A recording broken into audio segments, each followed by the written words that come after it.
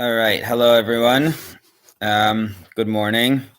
Good morning to Mikey or Mickey Tevner from Israel. Thanks for the hello.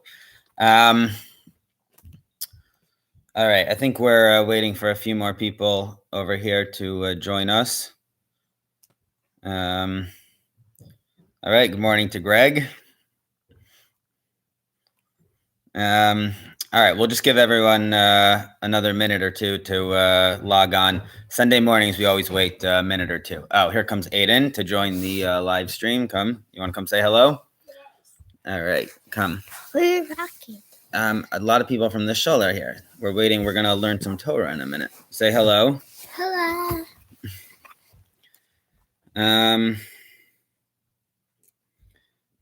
All right, let's give them 30 more seconds, and then we'll start.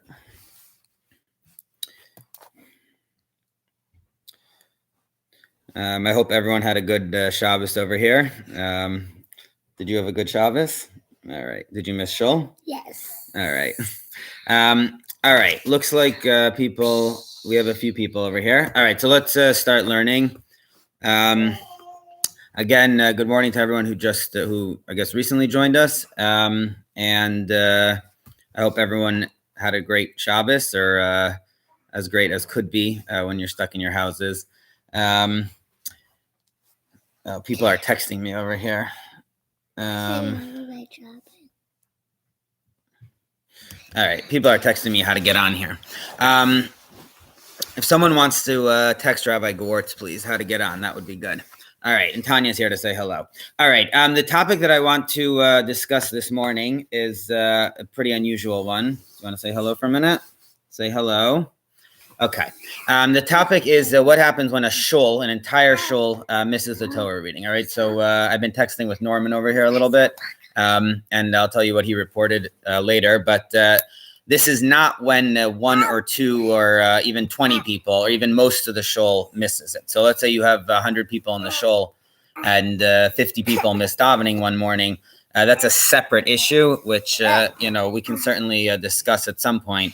Sorry, but that is a separate issue. All right. Our topic this morning is when the entire shul misses the Torah reading, which, like I said, I really would suspect that something like that has almost never happened in Harrisburg history. Norman is saying that it might have happened, but I think this is unusual it's certainly unusual for us and for many communities to have had an entire shul that misses the Torah reading. I'll also add in, just before I get to the sources here, that I think it's comforting in a certain way to learn a topic like this, because it reminds us, it feels so unprecedented and so unusual that we are stuck in our homes. We can't go to shul.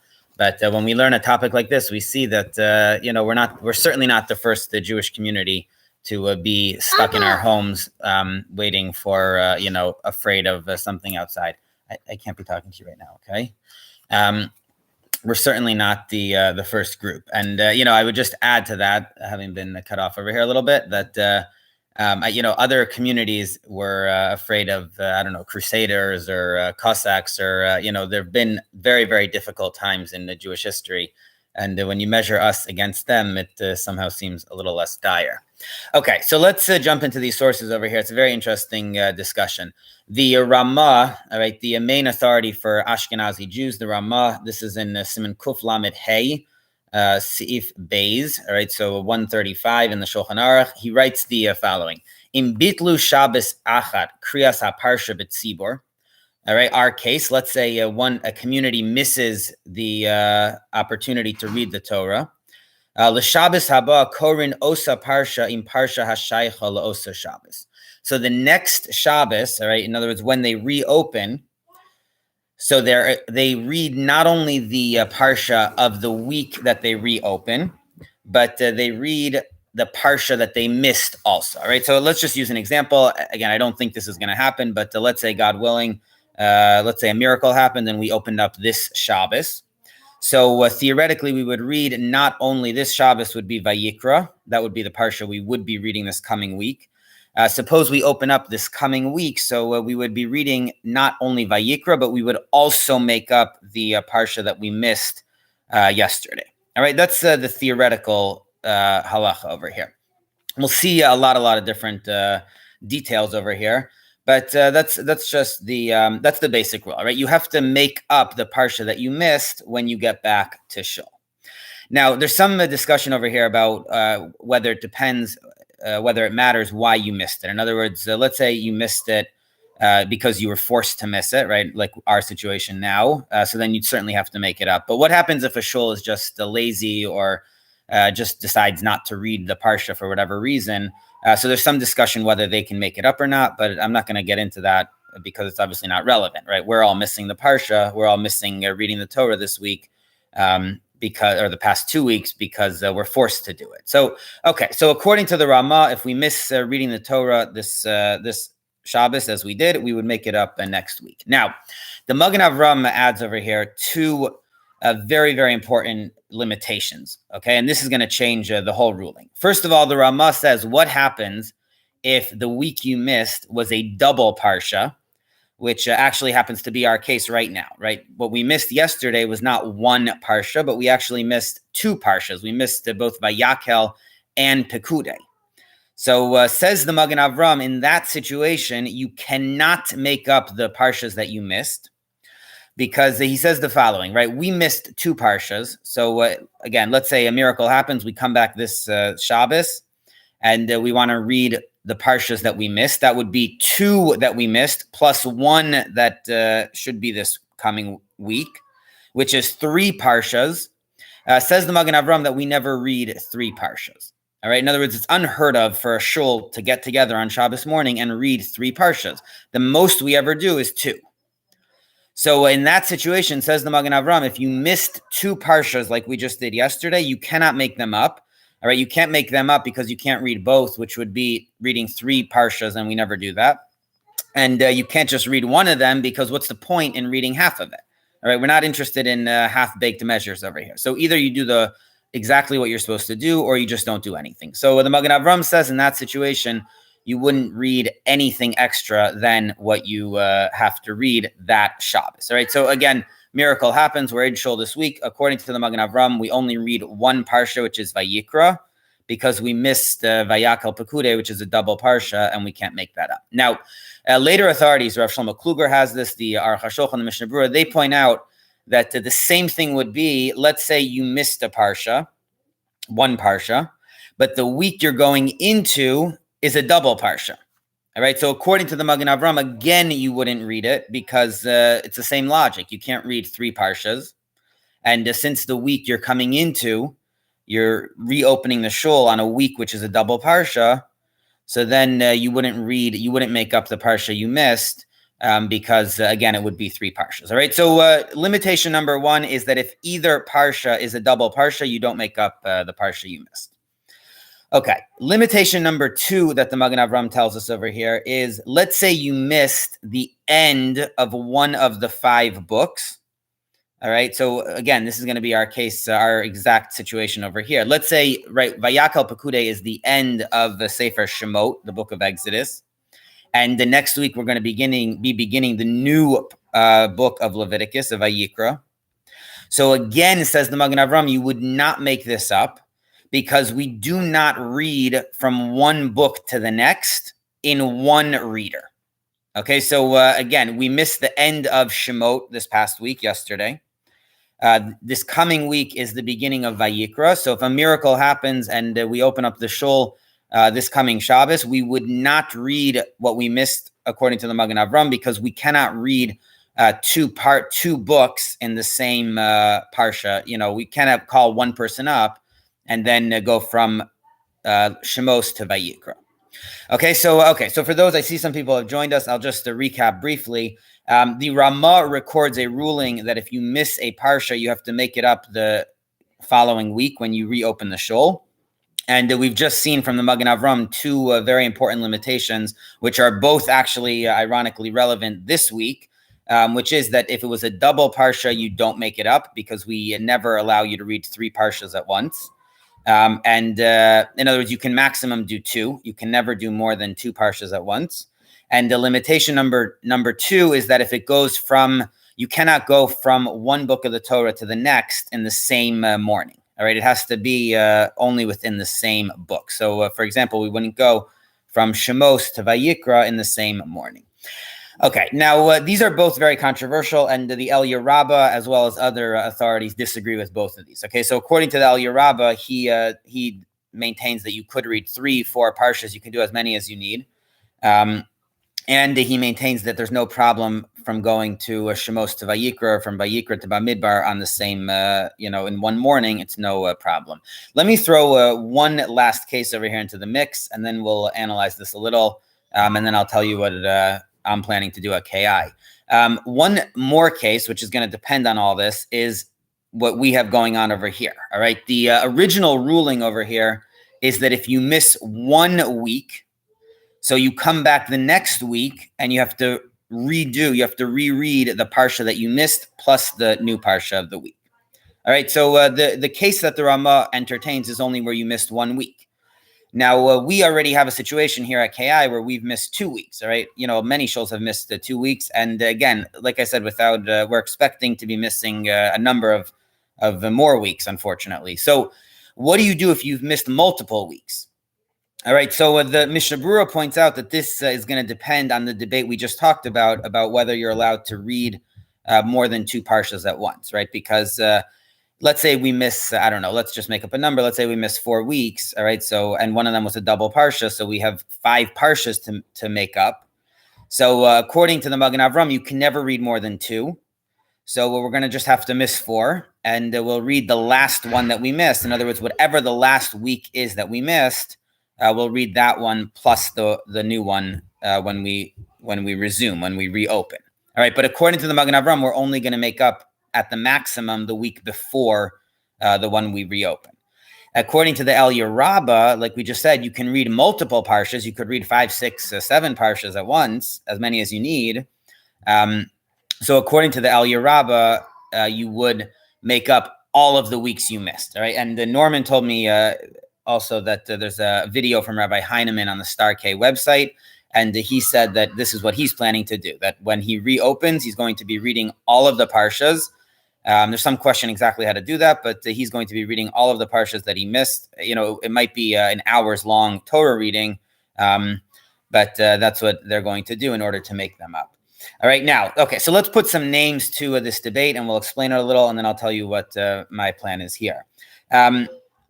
Okay, so this is a very wide-ranging debate on 3 cases. All right, let's just run through the 3 cases to remind everyone. All right, let's say you missed multiple weeks. Do you make up all of the weeks or just the last one you missed? All right, do you make up a double parsha? If you missed a double parsha, can you make that up by reading 3 parshas?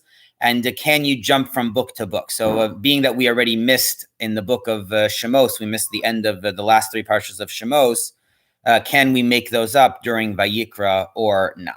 Okay, so the Maram Mintz and the Vilna Gaon, these are the 2 major authorities who hold that you can never read more than 2 parshas at a time, and the Magen Avram quotes this. So we have major authorities over here who hold that you cannot read more than 2 parshas on any given week.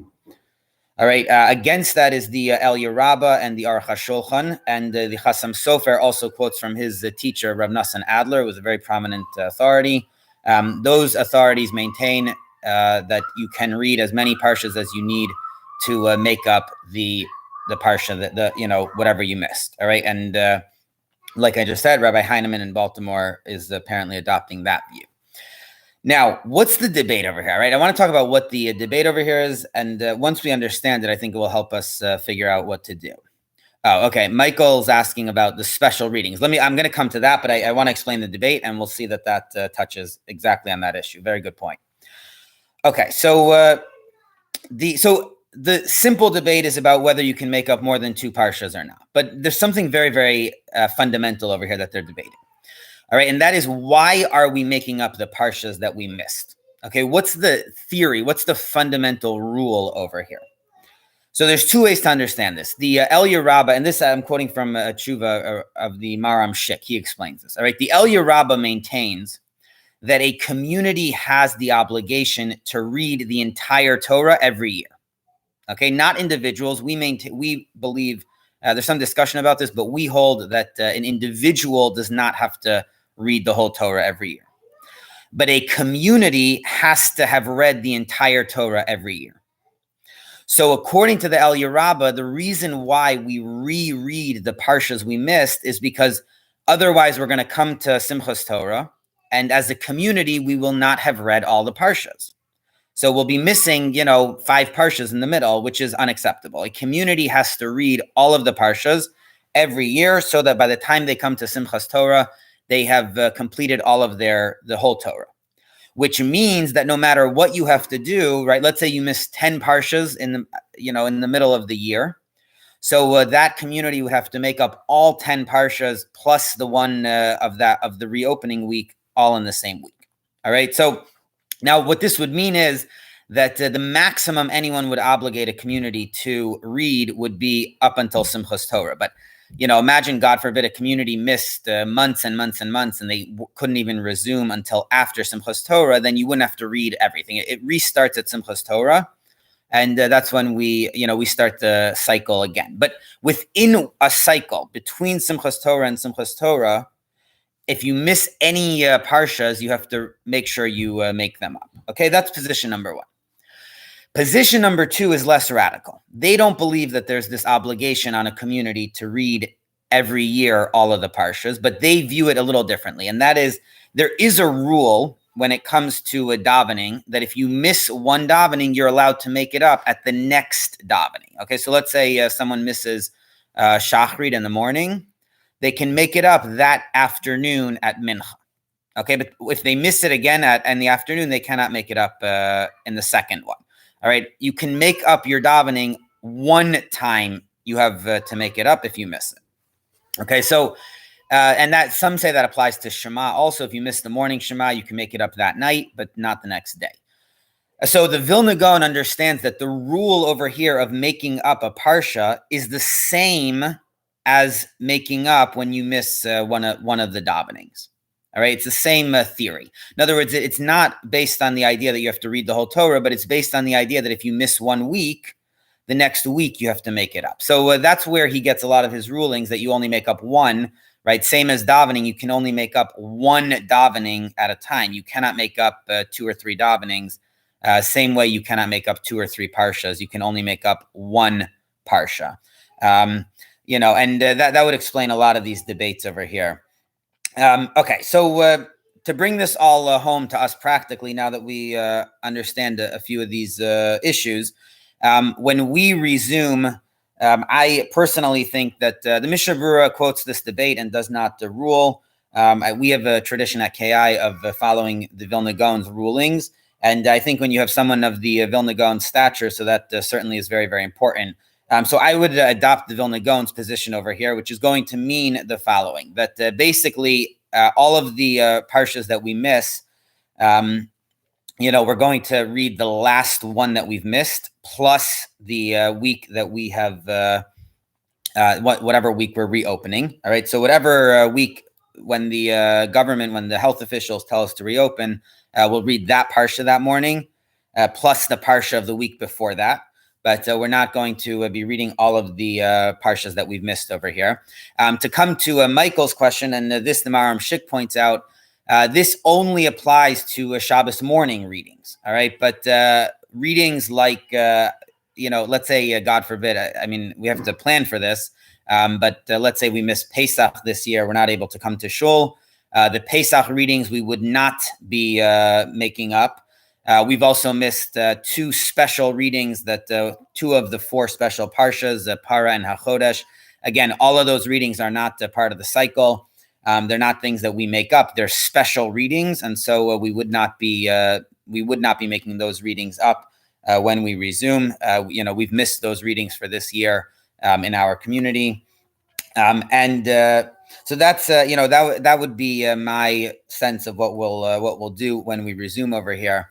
Let me just end with one final point over here, because again, all of our discussion so far has been about a community. All right, a community that misses, and we've said that the Vilna Gaon's position is that once you've missed more than 2 parshas, that's it. You can't make up other than the final one you've missed.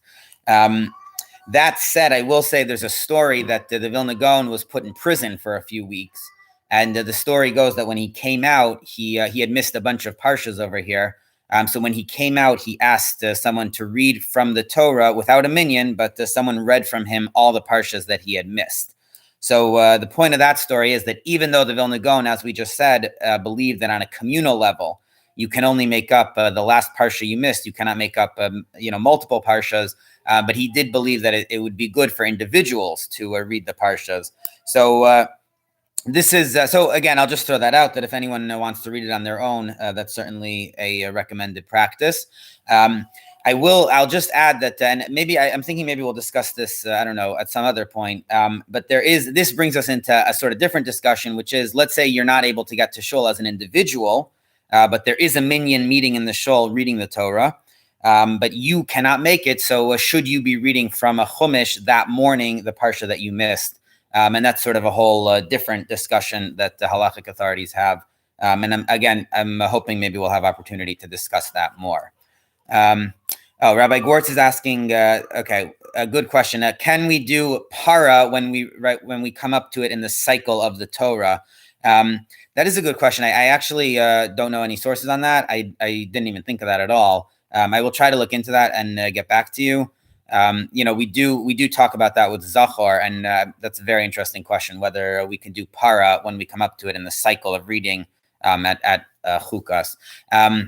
All right. Anyways, again, it's always a pleasure. It's really nice to be able to learn a little bit, even though we're all stuck in our homes. And I would say almost, I don't know, maybe the only silver lining. I'm sure God has his plan for what's going on here, but for us, one of the only silver linings of being stuck all day is that a lot of these halachic topics that we never would have thought about or wouldn't have been relevant are now things that we're all studying. These sort of apocalyptic issues of when the whole community misses the Torah reading. So, all right, hopefully in the merit of our study over here, we'll be back really quickly in shul, and this won't be relevant for too many parshas. Have a great week, everyone, and thanks for joining us to start off our week with some Torah learning.